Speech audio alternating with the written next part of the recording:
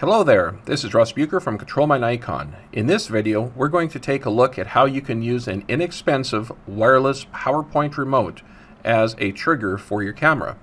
Now, you may already have infrared or wired remotes for your camera. However, when you're tethered, Nikon has a special limitation. And that limitation is that while you're tethered and in live view, those remotes will not work. I'm not too sure why, but that's just a firmware limitation. So as a workaround, you can use an inexpensive PowerPoint remote, and here we have one here that was about $20 US.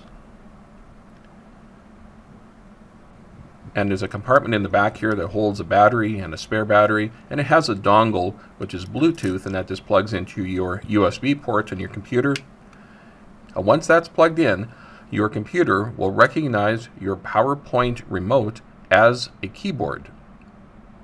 So let's take a look at how we can configure a keyboard shortcut using your PowerPoint remote. And maybe, let's say I wanted to have a certain button on my remote cause the computer to shoot. So I'm going to go into live view here first.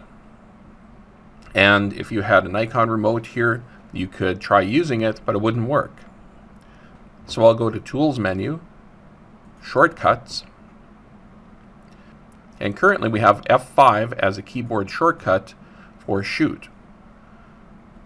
So I'm going to map the right button on my PowerPoint remote to shoot. So you just double click here and it turns into 3 question marks, and now we'll press the button on the remote.